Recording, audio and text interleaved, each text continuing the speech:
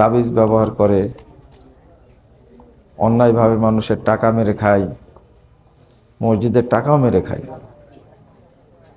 নিজের মন মতো মসজিদ চালায়, তাহলে কি ওই মসজিদে নামাজ হবে?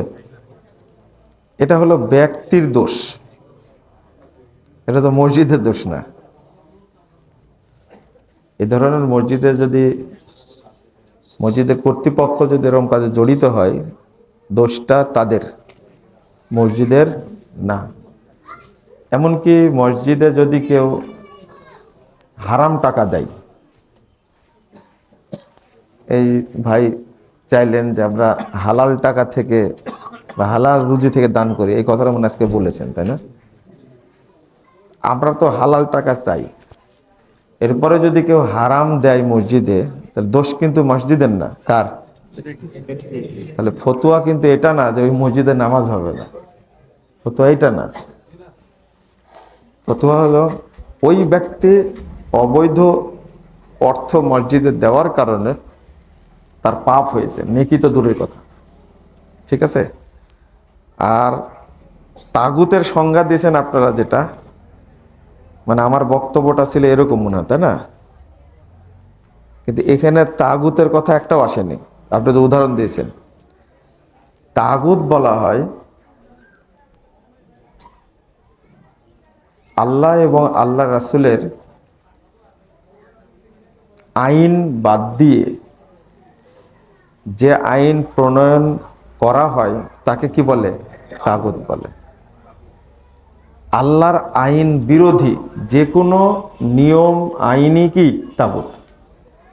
2 নম্বর হলো যারা এই আইন কানুন দ্বারা, মানব রচিত আইন দ্বারা যারা দেশ পরিচালনা করে, তারা হলো তাগুত।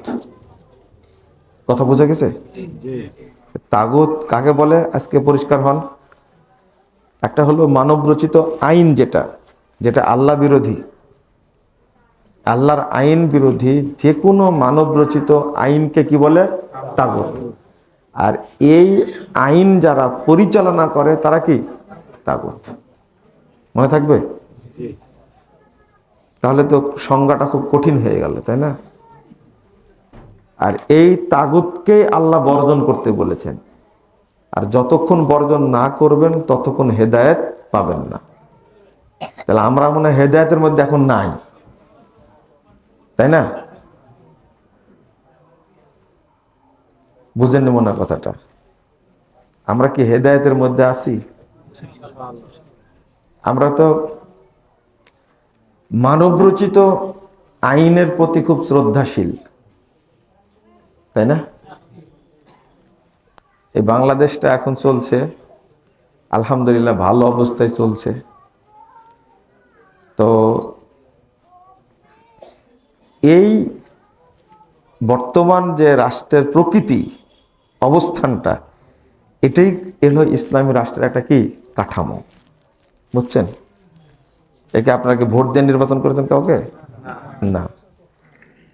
এখন এই রাষ্ট্রটাকে শুধু বলে দিলে হয় যে কোরআন সুন্নাহ মোতাবেক পরিচালিত হবে, তারা চাইলে কিন্তু করতে পারে। সহযোগিতা নেই, সৌদি আরবের সহযোগিতা নিলেই যথেষ্ট। ওরা চালাচ্ছে না। কুয়েতের সহযোগিতা নেই, টাকা পয়সার দরকার হলে তারা টাকা পয়সা দিবে। আমেরিকা কয় টাকা দেয়? বিশ্বব্যাংক কয় টাকা দেয়? আমি যেটা বলছিলাম, এটা একটা খুব সুন্দর একটা অবস্থা। এখন ইসলামী রাষ্ট্র ঘোষণা করবে, অর্থাৎ কোরআন এবং সুন্নাহ মোতাবেক পরিচালিত হবে এটা রাষ্ট্র। এই যে সংবিধান তৈরি করবে কি করবে না, এই খেতার কোনো দরকার নাই, বুঝতে পারলেন? সৌদি আরবের কোনো সংবিধান আছে? নেই, ওরা চলছে না। আপনার এই রাষ্ট্রের চেয়ে ওই রাষ্ট্র অনেক ভালো চলছে।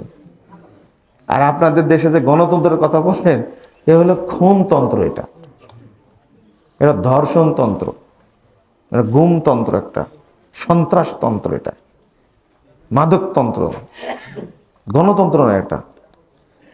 আর 16-17 বছরে যে গণতন্ত্র দেখলেন বাংলাদেশে, এটা কি তন্ত্র? স্বৈরতন্ত্র, তাই না? ওটা দেখুন স্বৈরতন্ত্র, এটা ছুটে গেছে, আমার বলতে কি ছুটে গেছে, এটা না ছুটে নিয়ে এত খারাপ তন্ত্র হতে পারে না। আর এর নাম কি দিয়েছেন? 7 জানুয়ারির যে নির্বাচন হয়েছে 24-এর, এটা হলো পৃথিবীর ইতিহাসে সর্বশ্রেষ্ঠ নির্বাচন। এই কথা শুনলে ইবলিসও হাসে, তাই না, যে তোরা আমার চেয়ে ভালো পারিস। বুঝছেন? আল্লাহ যেন এই সমস্ত তাগুতি শাসন ব্যবস্থাকে ধ্বংস করে দেন, বলেন আমি। আপনারা চান? আমরা চাই তাওহীদি শাসন ব্যবস্থা, আর তাগুতি শাসন ব্যবস্থা কি হয়ে যাক, বাতিল হয়ে যাক। জানি না এরা পারবে কিনা, আল্লাহ ভালো জানে। আল্লাহর কাছে চাইতে তো আর দোষ নাই, তাই না? চাই। শোনেন, আপনারা যে অবস্থায় আছেন এই অবস্থাতে থাকেন, একদিন আল্লাহ কবুল করবেন ইনশাআল্লাহ। খবরদার ভাই, ছাগলের দরে চলতে চান, ছাগল হয়ে যায় না, কিন্তু মানুষই থাকেন, তাওহীদপন্থী থাকেন, ঠিক আছে? তাওহীদপন্থী থাকেন। যাক, প্রশ্নটা করে ভালোই করেছেন।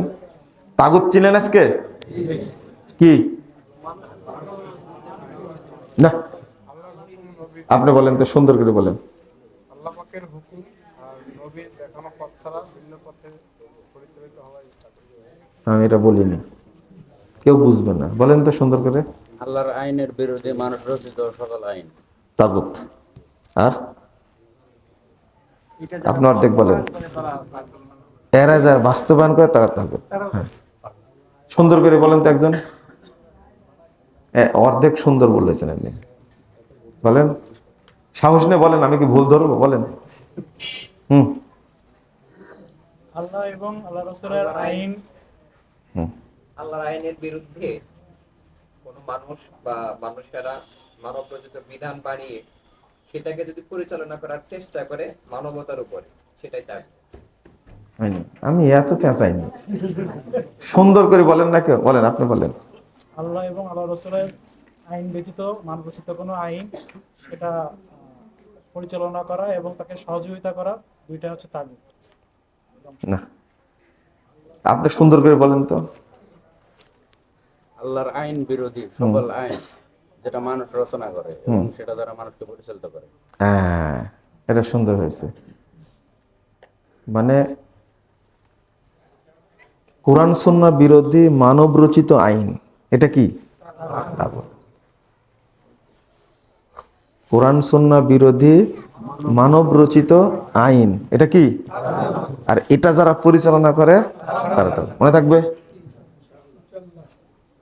মনে থাকবে? এবার এবার বলেন তো, এই যে সুন্দর ছেলেটা, দাঁড়ান আপনি, দেখি পারে কিনা, এটাই শিখাতে হবে। কোরআন সুন্নাহর বিরুদ্ধে মানব রচিত যে সকল আইন হ্যাঁ। করে এবং যারা এই আইন পরিচালনা করে তারাই তার বাস্তবায়ন করে। না, ওইভাবে বললাম কি? কিভাবে বললাম বলেন তো, কে বলতে পারে? কোরআন সুন্নাহ বিরোধী যত আইন এটা হচ্ছে তাগুত, আর যারা পরিচালনা করে তারাও তাগুত। এতক্ষণ বুঝেছিলেন আপনি? এটাই তো বলতে বলছে। আমি বললে তো আমার মতো করে হচ্ছেই, কিন্তু আপনাদের মধ্যে কাউকে বলতে হবে, তাহলে এটা আপনারা ধরতে পারবেন। তখন আপনার মনে হবে ও পারলে আমি পারবো না কেন, কিন্তু আমার সাথে আপনি পারবেন না। আপনার তো ইঞ্জিনিয়ার, আপনার সাথে আমি পারবো না, কথা বুঝতে গেছে? কিন্তু এখন আপনারা নিজেরা বললে একটা প্রতিযোগিতা হবে, তো উনি পারলেন আমি পারবো না কেন। তাহলে কোরআন সুন্নাহ বিরোধী মানব রচিত আইনগুলো কি? তাগুত। আর যারা এটাকে পরিচালনা করে তারাও তাগুত। এই দুইটাই তো বলতে হবে। আর এই দুইটাকে শয়তান বলা হয়েছে, কোরআন হাদিসে কি বলা হয়েছে? শয়তান। তো ঠিক আছে।